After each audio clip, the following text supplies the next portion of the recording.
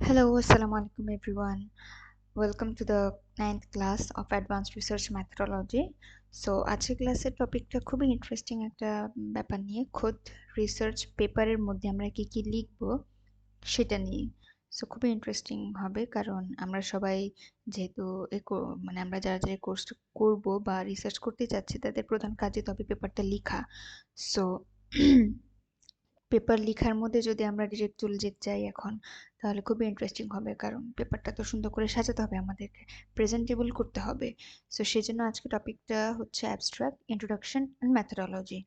So abstract introduction মেথোডোলজির স্ট্রাকচারগুলো নিয়ে আজকে ডিসকাস করব, কারণ একটা পেপারের মেইন কোর অ্যান্ড সামারাইজেশন অংশ হচ্ছে abstract, and then introduction is the introductory part of everything. প্রত্যেক বই ইন্ট্রোডাকশন থাকে, প্রত্যেক স্পিচ ইন্ট্রোডাকশন থাকে, and everything has an introduction to introduce themselves in front of everyone. So research পেপারে একটা introduction mandatory. Finally methodology, আমি কিভাবে কোন মেথড ইউজ করে বা আমি কিভাবে পুরো প্রক্রিয়াটা সম্পন্ন করেছি রিসার্চের কাজটা, not only the paper, everything. So আজকের এই ক্লাসটা হবে এই তিনটা টপিকের স্ট্রাকচার নিয়ে। So let's move on. Okay, প্রথম স্ট্রাকচারটা হচ্ছে অ্যাবস্ট্রাক্ট নিয়ে। অ্যাবস্ট্রাক্টের কাজটা কি? Let's find out the work of abstract. অ্যাবস্ট্রাক্টের প্রধান কাজ কি? অ্যাবস্ট্রাক্টের প্রধান কাজ হচ্ছে পুরা রিসার্চ পেপারের একটা আম, মানে টোটাল একটা সামারি, লাইক ওভারঅল একটা সামারি। এখন আমরা বলতে পারি অ্যাবস্ট্রাক্ট আছে, আবার ইন্ট্রোডাকশন কিসের জন্য? তাহলে ইন্ট্রোডাকশন তো একটা summary kind. Yeah, but there are some basic differences between abstract and introduction. We will discuss about those two. অ্যাবস্ট্রাক্টেরটাতে আমরা প্রথমে আসি। অ্যাবস্ট্রাক্টটা হচ্ছে পুরো পেপারটা include. See, introduction there will be no like কি বলে, এটা হচ্ছে জাস্ট পরিচয় করানো আমার পেপারটাতে, কিন্তু কনক্লুশন সাইজে বা শেষের দিকে কি থাকবে সেটা আমি ইন্ট্রোডাকশনে দিচ্ছি না, ডিটেলসে বলছি না। অ্যাবস্ট্রাক্টে আমরা এমন কিছু বলছি শর্ট করে। যদি আমার suppose I have 10 part of my paper, 10 parts. So 10 পার্টটাকে একটা সেন্টেন্স করে, প্রত্যেকটা পার্টকে ছোট একটা সেন্টেন্স করে আমি 10টা পয়েন্টে অ্যাবস্ট্রাক্টে লিখে ফেলবো। That is the abstract. পেপারটাকে একটা ছোট্ট সামারি। আমি যদি ধারণা পাই অ্যাবস্ট্রাক্টটা পড়লে একজন রিডার বা একজন প্রুফ রিডার, পিয়ার রিভিউয়ার বা এনিওয়ান যাতে ধারণা পায় যে আপনার পেপারটা কি নিয়ে হচ্ছে, আপনি কি বলতে চেয়েছেন, আপনি এখানে কি বলা হয়েছে, আপনার উদ্দেশ্যটা কি ছিল, এভরিথিং। সো সবথেকে মজার বিষয় হচ্ছে আমরা যখন পেপার পড়ি, মানে রেফারেন্সের জন্য পেপার পড়ি আমার একটা টপিকের উপরে, তখন সেই পেপারের অ্যাবস্ট্রাক্টে পড়ে আমরা কি পুরো পেপারটা পড়ি? No, that is time consuming and that is really boring. একটা পেপার পড়া খুবই বোরিং একটা কাজ। সো আমরা কি করি? আমরা অ্যাবস্ট্রাক্টটা পড়ি। অ্যাবস্ট্রাক্টটা পড়ে আমরা জানতে পারি পুরো পেপারটাতে কি বলা হয়েছে, কি বোঝাতে চাওয়া হয়েছে। সো এটা হচ্ছে অ্যাবস্ট্রাক্ট। অ্যাবস্ট্রাক্টের স্ট্রাকচারে আসি এবার। অ্যাবস্ট্রাক্টে চারটা জিনিস থাকবে, খুবই খুবই খুবই ইম্পর্টেন্ট। কি? অবজেক্টিভ থাকবে ডেফিনেটলি। অ্যাবস্ট্রাক্টে আমার কাজের, আমার রিসার্চের অবজেক্টিভটা কি সেটা থাকবে। What is the purpose of the research? রিসার্চের পারপাসটা কি? Clearly state the problem or research question being addressed. আমাকে ক্লিয়ারলি বোঝাতে হবে আমার, মানে ওই যে before starting any research paper we have to first think a lot about what we want to do, how we are gonna do it. So এটা মাথায় আগে থেকে রাখতে হবে আমার রিসার্চের অবজেক্টিভটা কি। সো ওই অবজেক্টিভ বা পারপাসটা আমাকে আগে থেকে রেডি করে রাখতে হবে, এবং সেই জন্য আমাকে অনেক অনেক কোয়েশ্চেনের অ্যান্সার বের করতে হবে। তো সেটা হচ্ছে ক্লিয়ারলি স্টেট করতে হবে অ্যাবস্ট্রাক্টে। সেকেন্ড হচ্ছে মেথড। আমি কি মেথড ইউজ করছি, এই যে মেথোডোলজি পার্টে তো আমি পুরো ডিসকাসই করবো, ডিটেলসে ডিসকাস করবো, বাট অ্যাবস্ট্রাক্টে আমি মেথডটা 1 or 2 লাইনসে বলে দিব। ওকে, রেজাল্টস পুরা আমার হচ্ছে একদম আমার যে পুরাটা কাজ করেছি আমি সেই কাজের রেজাল্টটা থাকবে একটা প্যারা না, 2-3টা লাইনে থাকবে। মোস্ট ইম্পর্টেন্টগুলো মানে একদম ফাইনাল, কারণ মাঝখানে আমাদের অনেক অ্যান্সার্স থাকতে পারে।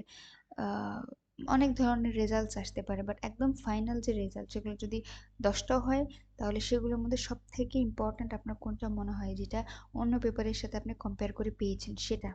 আর ফাইনালি দ্য কনক্লুশন। কনক্লুশনটা কি সেটা দিতে হবে, ইনক্লুড করতে হবে অ্যাবস্ট্রাক্টে। তো মোটামুটি একটা অ্যাবস্ট্রাক্টে এই 4টা প্যারা থাকবে: objective, method, results and conclusion. এই 4টা প্যারা না, আই মিন এই 4টা জিনিস আপনাকে একই সাথে লিখে নিতে হবে। মানে অ্যাবস্ট্রাক্ট একটা প্যারা থাকে, একটা অ্যাবস্ট্রাক্টে 150 থেকে 200 ওয়ার্ডের মধ্যে একটা প্যারা অ্যাবস্ট্রাক্টটা লেখা হয় এবং সেটার মধ্যে আমাকে বলে দিতে হবে। আমি এভাবে বলতে পারি যে the objective of my paper is, the objective of this paper is, the methods used in this papers are, and after doing after রেজাল্টের ক্ষেত্রে আমরা বলতে পারি যে after doing all these methods, or after concurring all these methods, we found these results which are the most significant, and finally the conclusion. You don't have to mention the conclusion thing in your abstract, you just have to say that finally we can say that, or we can sum up to that. এইভাবে আমরা বিভিন্নভাবে এই 4টা মানে এই 4টা must থাকবেই একটা অ্যাবস্ট্রাক্টে। These are the most important things. Okay, so write the abstract at last. একটা পেপারে অ্যাবস্ট্রাক্টটা সবার শেষে লিখতে হবে, বিকজ অবজেক্টিভ তো আমরা আগেই পেপারের লেখার বা পেপারের আইডিয়া যখনই আমাদের মাথায় আসবে, রিসার্চের আইডিয়া যখন আমাদের মাথায় আসবে তখনই তোমাদের অবজেক্টিভটা সেট হয়ে থাকবে, গোল সেট। বাট এখন কথা হচ্ছে যে আমার মেথডটা, আমি যখন কাজ করব, কাজটা কন্টিনিউ করতে থাকবো, তখন তো মেথডটা আসবে।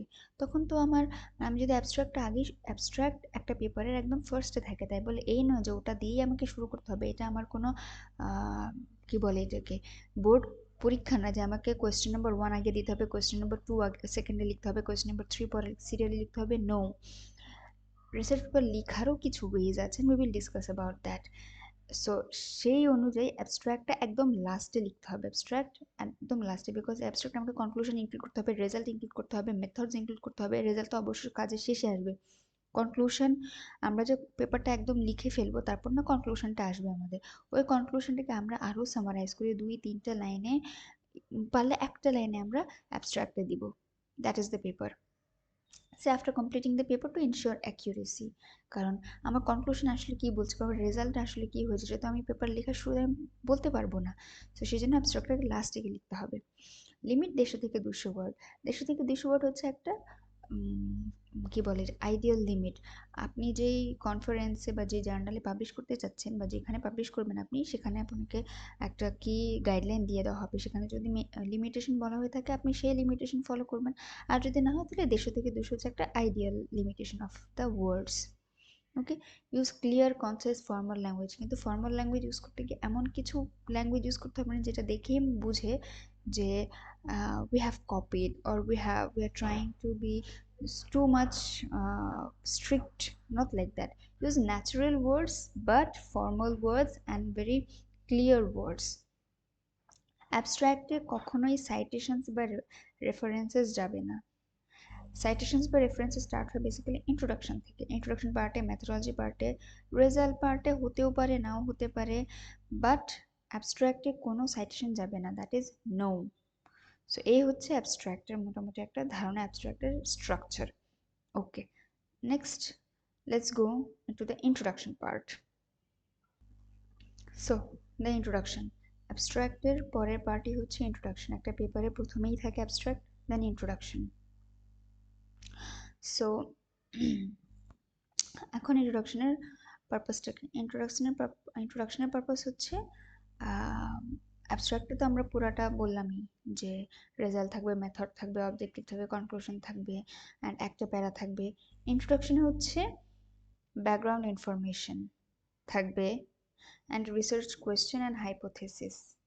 মানে এখান থেকে যেহেতু আমাদের রেফারেন্স মেনশন করাটা আসতেছে, এই জায়গা থেকে ইন্ট্রোডাকশন থেকে আমরা রেফারেন্স মেনশন করা স্টার্ট করতে পারবো। সো যখন আমরা রেফারেন্স ইনক্লুড করব তার মানে কি, আমরা আমাদের যে ব্যাকগ্রাউন্ড ইনফরমেশন, মানে আমাদের যে কাজটা কোথা থেকে ইন্সপায়ার্ড, বা আমরা প্রবলেমসগুলো কোথা থেকে নিয়েছি, কোন পেপারের গ্যাপ থেকে আমরা প্রবলেমসগুলো নিয়েছি, সেটা আমাদেরকে মেনশন করতে হবে ইন্ট্রোডাকশানে।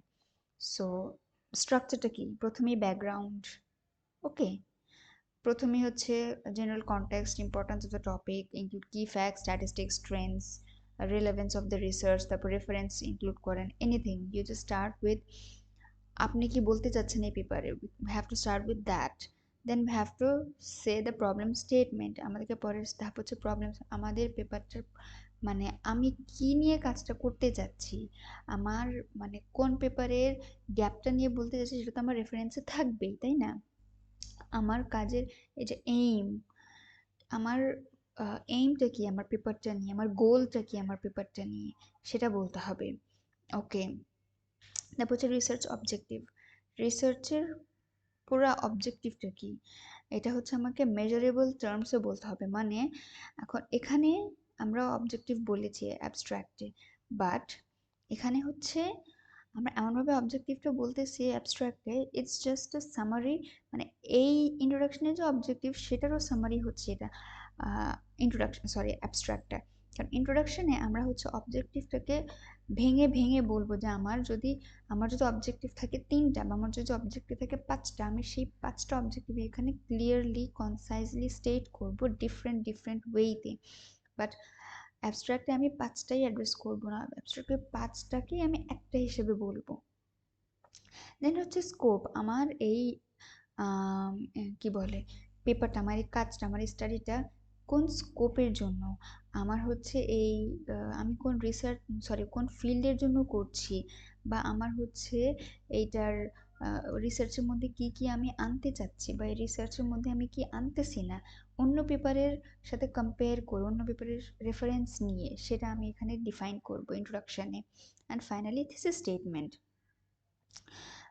কি বলে থিসিস স্টেটমেন্ট, আর একটা হচ্ছে, হ্যাঁ থিসিস স্টেটমেন্টটা হচ্ছে কি, এখানে থিসিস স্টেটমেন্টটা দিয়ে বুঝাইছে যে আমার পেপারে সরি ইন্ট্রোডাকশনের পরে মেথোডোলজির পার্ট থেকে এরপরে যে আমার যে ধাপগুলো থাকবে আমার পেপারে, মানে সেইটার একটা পুরো একটা রোড ম্যাপ দিয়ে দেওয়া হবে রিডারকে। মানে আমি বোঝাবো আমার রিডারদেরকে যে আমি আসলে আমার পেপারে এর পরের সেকশনে কি বলতে চাচ্ছি, আমার পরের সেকশনগুলো কি নিয়ে কি জানতে পারবে একজন রিডার আমার পরের সেকশনগুলো পড়লে। ইন্ট্রোডাকশন তো পড়লাম, আমি পড়ে ফেললাম, আমি লিখে ফেললাম, আমি করেও ফেললাম, আমি এখন রেজাল্টে গিয়ে আমি কি জানতে পারবো, বা কনক্লুশনে গিয়ে আমি কি জানতে পারবো, ওইটার একটা রোড ম্যাপ জাস্ট মানুষকে, রিডারকে বোঝানো যে আমি হচ্ছে আমার পেপারে নেক্সট পয়েন্ট স্টেপগুলোতে এই কাজগুলো করেছি।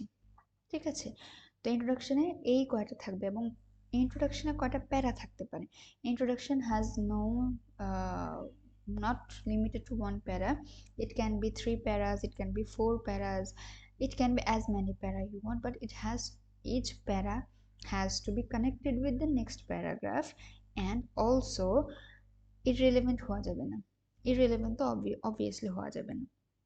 engage the reader with strong opening sentence or question, প্রথম প্যারাটাই স্টার্ট করতে হবে খুবই স্ট্রং আর্গুমেন্ট বা স্ট্রং ইন্টুইটিভ দিয়ে, যাতে হচ্ছে রিডাররা অ্যাট্রাক্টেড হয় এবং পড়ার জন্য ইন্টারেস্টেড হয়। কারণ অ্যাবস্ট্রাক্ট আমি পড়েই ফেলেছি সবার আগে, পেপারের অ্যাবস্ট্রাক্টটা পড়ে দেন হয়েছে আমি ইন্ট্রোডাকশনে এসেছি, কারণ অ্যাবস্ট্রাক্টটা পড়ে আমার ইন্টারেস্টিং লেগেছে সেই জন্য। সো আমি ইন্ট্রোডাকশনটা আমি এখন কি করব, মানে আমি রিডারকে কীভাবে এনকারেজ করবো যে বাকি পেপারটাও পড়েন আপনারা, আমার পেপারটা বোরিং না। সো ওটার জন্য স্ট্রং স্টেটমেন্ট রাখা লাগবে শুরুতেই। ওকে, এটা। আর অ্যাভয়েড আননেসেসারি ডিটেলস, ইন্ট্রোডাকশনে আননেসেসারি ডিটেলস লাগবেই না। Okay, and transition smoothly between sections, মানে ওই যে এমনভাবে ট্রানজিশনটা করতে হবে এক প্যারার পর আরেক প্যারা, যাতে ট্রানজিশনটা স্মুথ হয়, it doesn't break or it doesn't have any gap in between.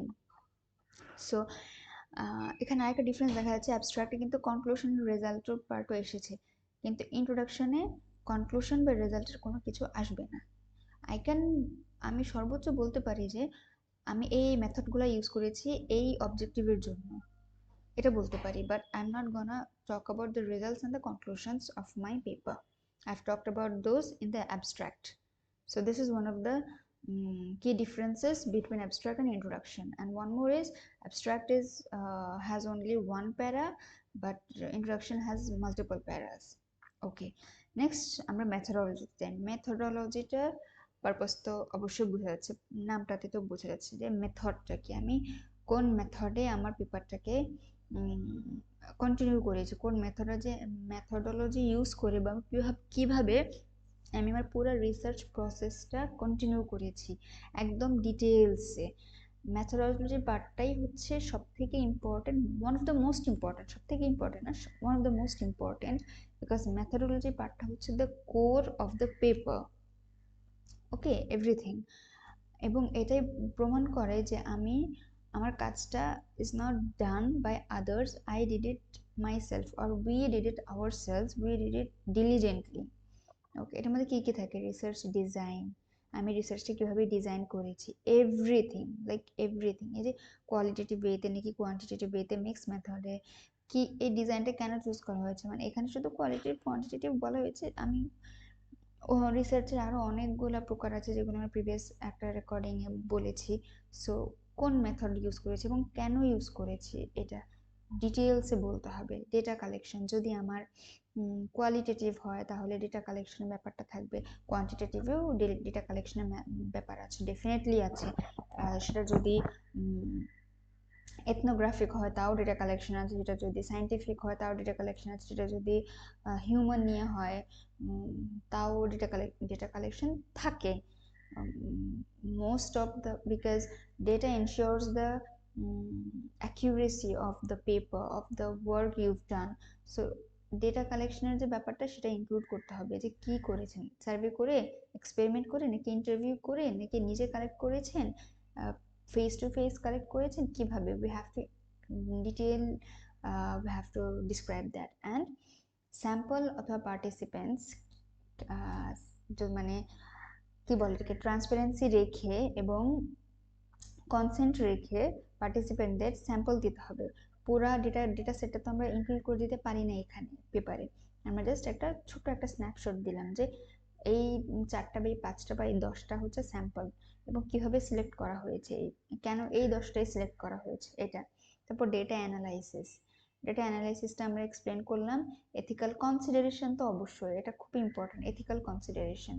এই যে ইনফর্ম কনসেন্ট, অ্যানোনিমিটি, কনফিডেন্সিয়ালিটি, এই জিনিসগুলো মেনটেন করতে হবে। যদি কোনো কনফিডেন্সিয়ালিটি না থাকে সেটাও মেনটেন করতে হবে, অ্যান্ড যদি কনফিডেন্সিয়ালিটি থাকে সেটাও মেনটেন করতে হবে। মানে এভরিথিং এথিক্যাল কনসিডারেশনগুলো আমরা পেপারে ইনক্লুড করব।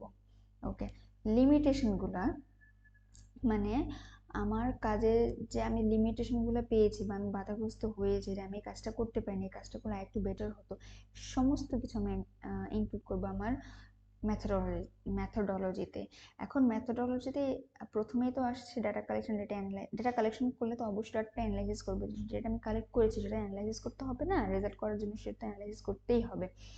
তো এই রিসার্চ ডিজাইনটা, এথিক্যাল কনসিডারেশন, লিমিটেশনসের প্রত্যেকটা জিনিস স্টেপ বাই স্টেপ, স্টেপের পরে সাব স্টেপ দিতে হবে, সাব স্টেপের যদি আরও সাব স্টেপ থাকে সেটাও দিতে হবে, ফিগার্স দিতে হবে, টেবলস দিতে হবে, গ্রাফস দিতে হবে। মানে এই প্যারাটা হবে সব থেকে খুবই ইম্পর্ট্যান্ট একটা প্যারা, ঠিক আছে। এই যে use subheadings and bullet points for clarity and organisations, এবং বুলেট পয়েন্টগুলা বা সাবহেডিংগুলা, এই প্রত্যেকটা জিনিস মানে কি বলে এটাকে, খুবই কেয়ারফুলি দিতে হবে, কারণ এই জিনিসগুলো যেমন আমার এই সাবহেডিংগুলোর ক্ষেত্রে দেখি যে ম্যাথোডোলজির আন্ডারে হচ্ছে পারপাস, কি কম্পোনেন্টস এন্ড বেস্ট প্র্যাকটিসেস, কি কম্পোনেন্টসের আন্ডারে আবার হচ্ছে research design, data collection, data analysis, ethical consideration, limitations, আবার বেস্ট প্র্যাকটিসের আন্ডারে হচ্ছে এই 3টা।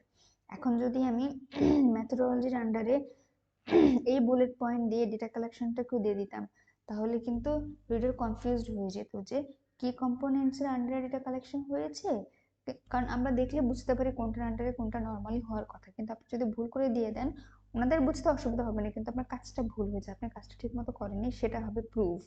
সো এই জিনিসগুলোতে খুব কেয়ারফুলি থাকতে হবে।